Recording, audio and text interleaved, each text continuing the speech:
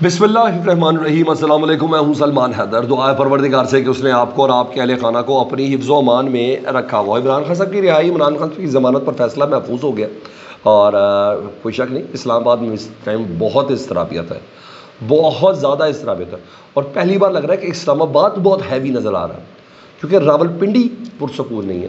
مجھے کیوں ایسا لگ رہا ہے کہ اسلام آباد یہ چاہ رہا ہے کہ راولپنڈی پرسکون نہ رہے۔ جی ہاں، بہت اہم فائنڈنگز ہیں، عدالتی کارروائی، دیگر کمنٹس، بہت سی ایسی چیزیں۔ آئی ایس آئی کو طلب کر لیا یار، آئی بی کو طلب کر لیا، پی ٹی اے کو طلب کر لیا، تمام کے تمام ایجنسیوں کو طلب کر لیا، کوئی چھوٹی بات ہے؟ یہاں اس کی تفصیل میں ابھی آپ کے سامنے آگے کرتا ہوں میں عدالتی کارروائیوں سے متعلق۔ اس کے علاوہ مولانا فضل الرحمان صاحب سے متعلق اتنی بڑی خبر ہے، عمران خان صاحب نے جو ٹارگٹ دیا مولانا فضل الرحمان صاحب سے متعلق، ایسے نہیں کہا جا رہا کہ ہم نے ہاتھ ملا لیے ہیں، احتجاج میں ایک دوسرے کا بھرپور ساتھ دیں گے، ایسی یہ تمام چیزیں نہیں کہی جا رہی۔ اس کے پیچھے ایسی بہت سی کارروائیاں ہیں جس کو میڈیا سے دور رکھا گیا ہے، ان کارروائیوں سے متعلق میں آپ کو بتانے جا رہا ہوں۔ بڑی انسائٹ سٹوری اور بڑی اتھینٹک سٹوری میرے پاس ہے۔ تو تفصیل میں جانے سے پہلے ریکویسٹ، چینل دیکھ رہے ہیں تو چینل سبسکرائب کر دیں تاکہ میرا اور آپ کا رابطہ رہے۔ سب سے پہلے جی وہ معاملہ شدت اختیار کر گیا، اور وہ بہت زیادہ ہو گیا۔ وہ جو 2 توہین عدالت کے نوٹسز جاری ہوئے تھے نا، کارروائیاں انیشیٹ کی گئی تھی، ایک جسٹس بابر ستار صاحب کو بڑا کلوزلی آبزرو کیا گیا، خاص اداروں کی طرف سے، خاص سیاسی جماعت کی طرف سے، خاص میڈیا کی طرف سے، مخصوص میڈیا کی طرف سے، مخصوص مکتبہ فکر کی طرف سے، وہ جو سب کیا گیا تھا نا، جی ہاں، اس کے اوپر۔ اور دوسرا جسٹس بابر ستار اور جسٹس کیانی صاحب سے متعلق، تو 3 رکنی بینچ تشکیل دیا گیا تھا۔ پہلے بینچ نے آج کام شروع کر دیا، اور اب سنیں اس میں کیا ہوا۔ جسٹس محسن اختر کیانی صاحب نے اس بینچ میں بولے، 3 رکنی بینچ کا حصہ رہے، انہیں بہت گرما گرم اہم سماعت ہوئی ہے، بہت ہی گرما گرم۔ جسٹس محسن اختر کیانی صاحب کہتے ہیں کہ اب ہم ہر حد تک جائیں گے۔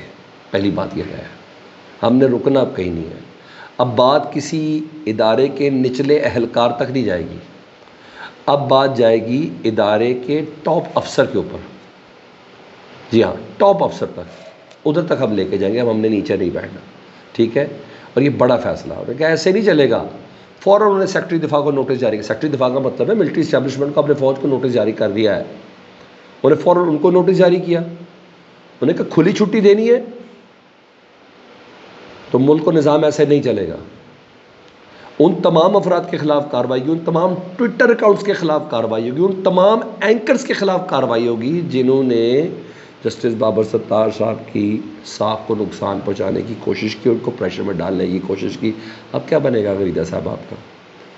اب کیا بنے گا اس ٹائپ کے تمام افراد کا، جن کے معاشقے ہیں، جن کا رومانس ہے، جنہوں نے صرف تصدیق کیے بغیر آگے بات کر دے رہی، ان تمام کی اب پکڑ ہونی ہے جی۔ تو عدالت نے کہا ہے ملک و نظام ایسا نہیں چلے گا۔ انہوں نے فوراً اٹارنی جنرل صاحب کو نوٹس جاری کیا ہے، پی ٹی اے کو نوٹس جاری کیا ہے، پیمرا کو نوٹس جاری کیا ہے، ایف آئی اے کو نوٹس جاری کیا ہے، آئی بی اور آئی ایس آئی کو نوٹس جاری کیا ہے۔ میں نے کہا جس نے بھی ججز تک رسائی حاصل کرنے کی کوشش کی اس کو سبق سکھایا جائے گا، ٹھیک ہے؟ اور ہم نے اداروں کو نہیں کہنا ایف آئی اے تحقیقات کرو، آئی بی تحقیقات کرو، آئی ایس آئی تحقیقات کرو گا، نہیں، ایسا نہیں ہو۔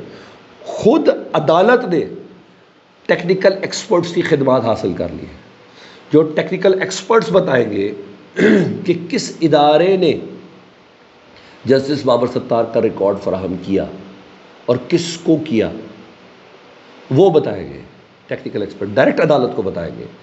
عدالت خود ہی انویسٹیگیٹ کرے گی، یہ بتائیں گے کس ٹویٹر اکاؤنٹ سے انیشیٹ ہوا،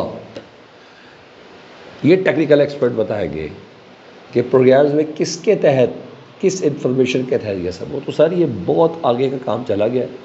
عدالت کہتی ہے ہمیں 5th جنریشن وار کا بتاتے ہیں، اور عدالت میں صرف یہ بتا دے اس کا نشانہ صرف ججز ہی کیوں بن رہے ہیں بھائی؟ یہ انہوں نے کہا سب کے خلاف کارروائی ہوگی، اور سب کے خلاف توہین عدالت کی کارروائی ہوگی۔ مجھے لگتا ہے ونس فار آل عدالت ان تمام چیزوں کو کلیئر کرنا چاہتی ہے، اس کو حل کرنا چاہتی ہے، اور حل ہونے والا ہے۔ باقی تفصیل تحریری جب آرڈر آئے گا نا تب پتہ چلے گا۔ میں نے پھٹے چک دیے، کیونکہ بات یہی نہیں ہے۔ محسن اختر کیانی صاحب نے لادا پھٹے چکے، بابر ستار صاحب نے کیا کیا؟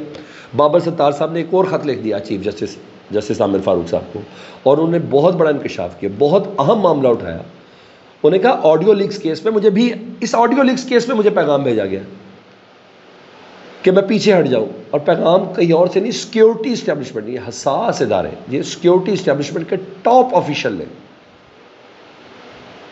ٹاپ آفیشل نے، یہ حساس ادارے کے سربراہ کی طرف سے مجھے پیغام ملا ہے، اور پیغام میں کہا گیا ہے کہ سرویلنس کے طریقہ کار کی سکروٹنی کرنے سے پیچھے ہٹ جاؤ، نہیں تم اس کیس سے پیچھے ہٹ جاؤ۔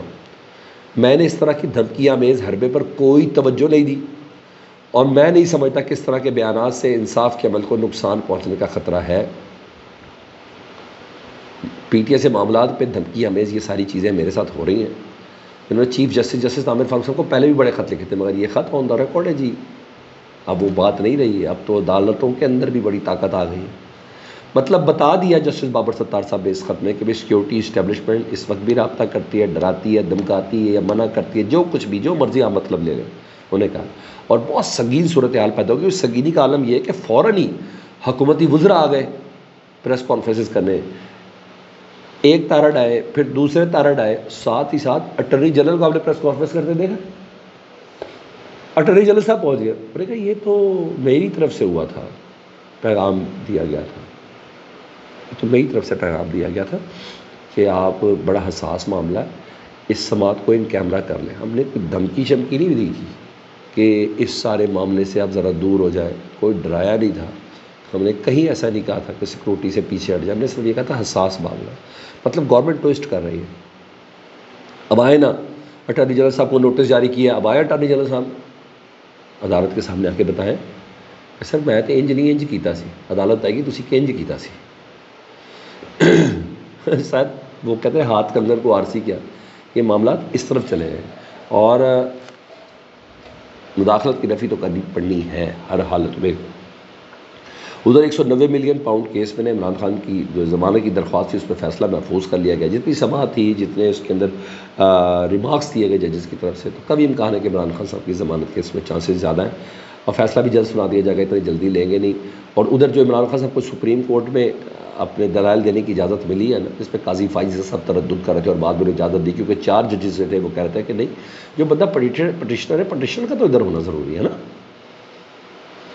تو اس میں یہ ہے کہ جسٹس گلزار صاحب چیف جسٹس سپریم کورٹ تھے، انہوں نے اس وقت قاضی فائزہ صاحب سے متعلق نہ ایک آبزرویشن دی تھی، عمران خان صاحب کا کوئی کیس تھا، انہوں نے کہا آپ قاضی فائزہ صاحب، آپ ذاتی حیثیت میں نا، آپ نے اس وقت کے پرائم منسٹر عمران خان کے خلاف نے ایک پٹیشن دائر کر رکھی ہے، تو اس لیے جانبداری کے اصولوں کا تقاضا ہے کہ آپ کو ایسے معاملات کی سماعت نہیں کرنی چاہیے۔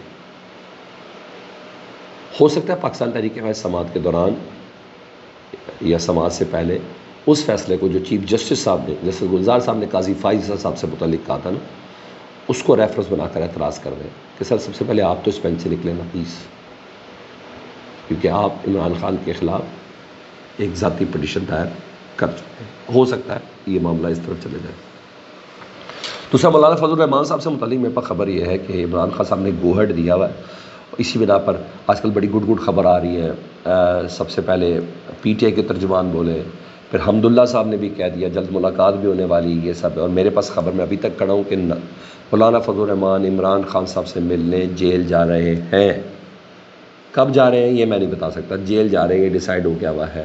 کچھ چیزیں ہیں ذرا، وہ کہتے ہیں نا کڑواہٹ بھی تو بہت ہے نا، اس کا بھی تو دور ہونا بہت ضروری ہے۔